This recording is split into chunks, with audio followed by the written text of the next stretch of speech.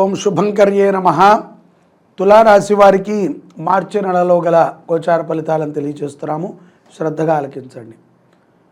ఈ యొక్క తులారాశి వారికి మార్చి నెలలో కొన్ని అంశాల మీద వ్యతిరేక భావన కలిగేటువంటి సందర్భాలు చాలా స్పష్టంగా ఉన్నాయి. అలాగే కొన్ని సవాళ్ళని కూడా వీళ్ళు ఎదుర్కోవాల్సి వస్తుంది. ఉద్యోగస్తులు అవి పూర్వము చేసినటువంటి తప్పిదాలైనా, కొత్తగా మీతో పాటు కలిసి ఉద్యోగం చేసేవాళ్ళు చెప్పేటువంటి కొన్ని విషయాల మీదైనా మీరు కొంత బాధ్యతను తీసుకోవాల్సి వస్తుంది. సవాళ్ళు అంటే అలాగే తులారాశిలో ఉన్నటువంటి స్త్రీలు ముఖ్యంగా అన్యోన్య దాంపత్యం మీద ఒక నమ్మకాన్ని పెట్టుకోండి. ఈ యొక్క గ్రహస్థితి ప్రభావం చేత 10 ఏళ్ల తర్వాత అయినా, 10 ఏళ్ల పైబడిన వాళ్ళైనా, 15 ఏళ్ళు పైబడిన వాళ్ళైనా వివాహమై వాళ్ళకి ఎందుకో భర్తతో సయోధ్య లేదు అనేటువంటి ఒక భావనకు వస్తారు. ఇది చాలా తప్పు. ఇవాళ రేపట్లో సమాజంలో ఎవరికి వాళ్ళు ఇండివిజువాలిటీగా ఉండటం వలన అతను లేకపోతే నేను బతకగలను అనేటువంటి ఒక ధైర్యం, అది మంచిదే. కానీ అతను భూమి మీద లేకపోతే నేను బతకగలను అనేటువంటి ధైర్యం మంచిదే.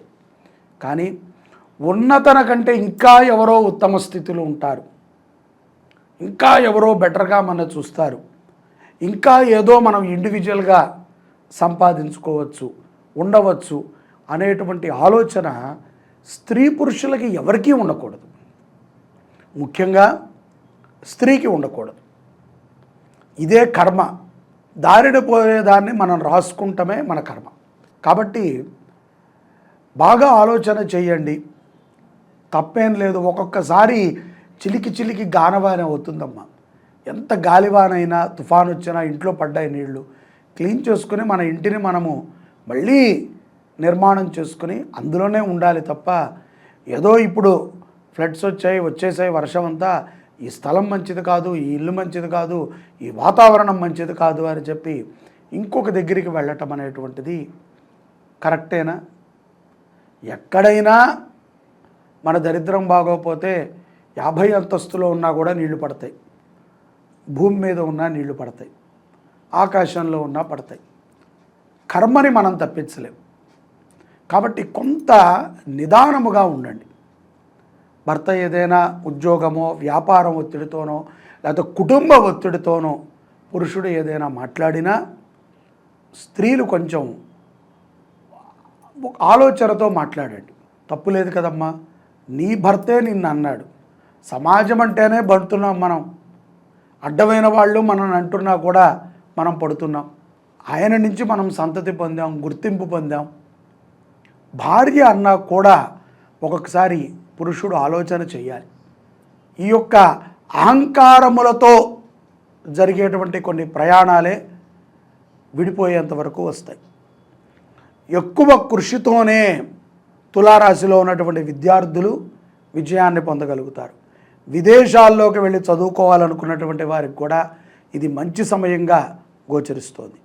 కుటుంబము సానుకూలతగా ఉంటుంది. అలాగే కుటుంబ సభ్యులతో సంతోషంగా గడుపుతారు. ఎక్కడ, ఎలాంటప్పుడు, ఏ సందర్భంలో అంటే నీ భార్యాభర్తలతో నీవు జాగ్రత్తగా ఉన్నప్పుడు, వారితో సత్సంబంధాలు బాగున్నప్పుడు మిగతా వారందరితో కూడా బాగుంటాయి. అలాగే తీర్థయాత్రలకి వెళతారు. చెయ్యాలండి. తీర్థయాత్రలు దేనికి చేయాలి అంటే శరీరానికి అంటినటువంటి పాపాలని పోగొట్టుకుంటానికి యాత్ర చేయాలి. మనసుకు అంటినటువంటి ద్వేషం తొలగటానికి నదీ స్నానములు చేయాలి. తీర్థయాత్రలకు వెళ్ళినప్పుడు కూడా చాలామంది మద్యాన్ని సేవిస్తూ ఉంటారు, మాంసాన్ని తింటూ ఉంటారు. అక్కడ కూడా అసాంఘిక కార్యకలాపాలను చేస్తూ ఉంటారు. ఇవి మహాపాతకాలు. అక్కడ దొరుకుతోంది కాబట్టి మేము తింటున్నామండి అని అంటున్నారు. అమ్మేవాడు వాడొక పెద్ద వెధవ, తినేవాడు వాడికంటే. కాబట్టి మనము జాగ్రత్తగా ఉండాలి. యాత్ర అంటే యాత్రలాగానే ఉండాలి. యాత్రకు వెళ్ళి శరీరానికి శక్తిని సంపాదించుకోవాలి. మీరు మనసుకు ఇచ్చేటువంటి ఏదైనా ఒక బహుమతి ఉన్నది అంటే అది తీర్థయాత్ర దర్శనమే. క్షేత్ర దర్శనాలు, నదీ స్నానాలు. ఈ మహాకుంభమేళాలో ఎంతోమంది మహానుభావులు స్నానాన్ని చేసి మోక్షప్రదమైనటువంటి జీవనానికి సిద్ధంగా ఉన్నారు. అది ఎప్పుడు వస్తుంది, ఎలా వస్తుందా? మృత్యుంజయుడు మన మీదకు వచ్చినప్పుడు ఈ యొక్క పుష్కర స్నాన ప్రభావం చేత మోక్షాన్ని పొందగలుగుతాం. తీర్థయాత్రల యొక్క ఫలితము ద్వారా శరీరానికి అంటినటువంటి పాపాలు పోతాయి. కాబట్టి తీర్థయాత్రలకు వెళ్ళేటప్పుడు నియమ నిష్టలతో తులారాశి వారు వెళ్ళటమే శుభప్రదం. అలాగే కుటుంబంలో తండ్రి ఆరోగ్యం గురించి కానీ, అత్తగారు మామగారు ఆరోగ్యం గురించి కానీ, కూతురి ఆరోగ్యం గురించి కానీ కొంత చింతిస్తూ ఉంటారు. తప్పనిసరిగా భగవంతుడు మంచి ఆరోగ్యాన్ని ప్రసాదించాలి. మీకు ఎటువంటి కష్టాన్ని కూడా ఆ యొక్క గ్రహ రూపంలో ఏ దేవత కూడా అందించకూడదు అని ప్రార్థిద్దాం. నవగ్రహాలని ప్రార్థించాలి తులారాశి వారు.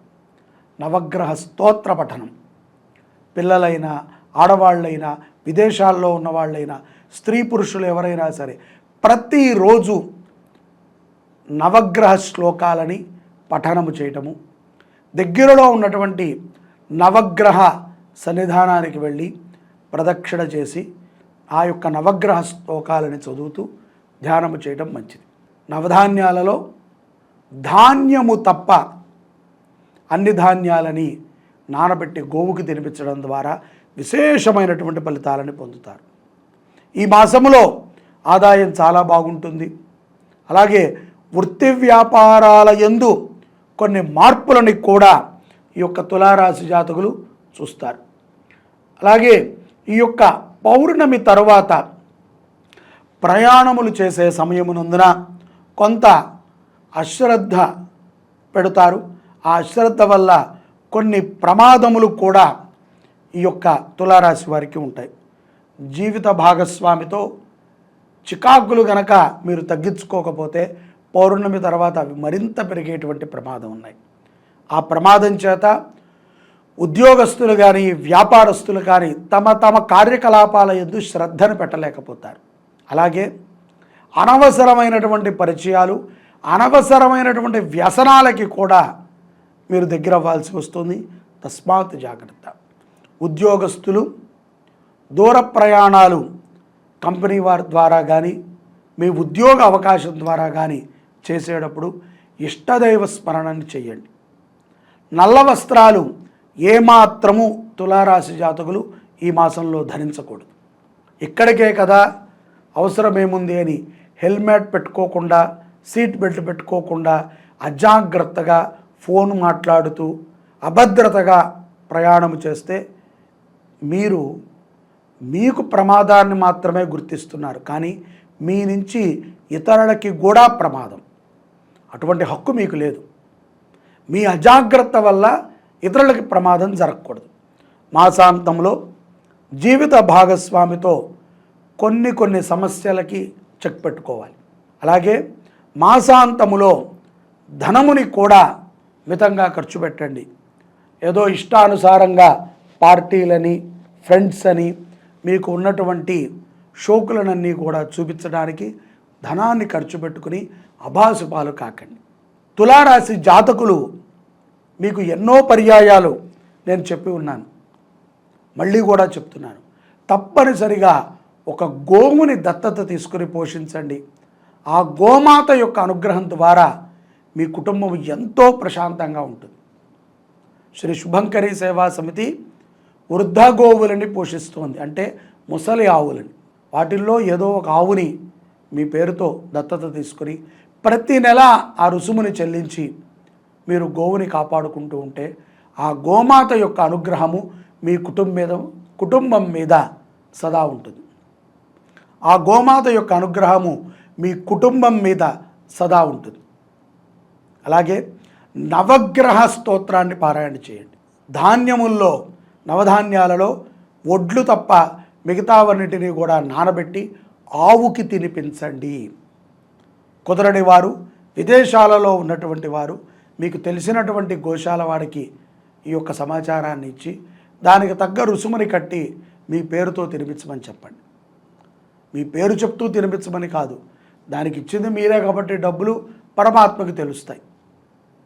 అలాగే అన్నదానము జరిగే సందర్భంలో కాయగూరలని తులారాశి జాతకులు దానం చేయటం ద్వారా అపారమైనటువంటి కరుణని అనుగ్రహాన్ని మీరు పొందగలుగుతారు. శుభ ఫలితాలు మీకు లభిస్తాయి. సర్వే జనాః సుఖినో భవంతు. ఓం శ్రీ శుభంకర్యై నమః.